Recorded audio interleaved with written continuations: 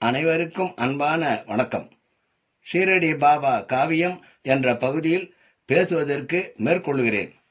மனிதர்கள் தங்கள் அறிவாற்றலை பல நூல்களை வாசித்து படிப்பதனால் மட்டும் பெறுவதாக இருக்கக்கூடாது என்பதை வட இந்திய பட்டதாரி ஒருவருக்கு பாபா விளக்கி கூறியதை பார்ப்போம். வழக்கம்போல் பல பக்தர்கள் பாபாவை வந்து வணங்கிச் செல்வார்கள். அவர்கள் ஏதாவது ஒரு புத்தகத்தை பாபாவிடம் கொடுத்து அவர் ஆசீர்வதித்து அதை திரும்ப கொடுப்பது வழக்கம்.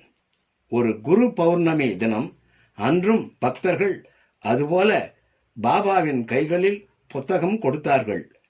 அவர் அருள்காரம் பட்டு திருப்பி கொடுக்கும்போது அதிக பலனும், பாராயணம் செய்யும் போது விரைவில் இறை அருள் கிட்டும் என்பதும் அசைக்க முடியாத நம்பிக்கையாக கொண்டிருந்தார்கள். அப்படி திருப்பி கொடுக்கும்போது ஒருவர் புத்தகம் இன்னொருவருக்கு மாறிவிடுவதும் உண்டு.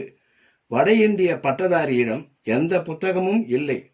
அப்போது பாபா மற்றவர்களிடம் உள்ள புத்தகங்களை சுட்டிக்காட்டி புத்தகங்கள் மூலம் அவர்கள் கடவுளை, அதாவது பிரம்மனை கண்டுவிடலாம் என எண்ணுகிறார்கள். ஆனால் அவர்களால் அது முடியாது.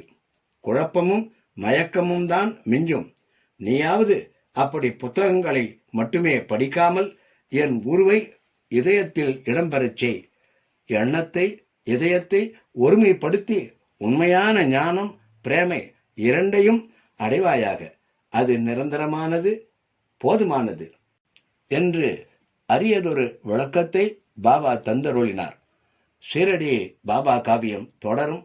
நன்றி, வணக்கம்.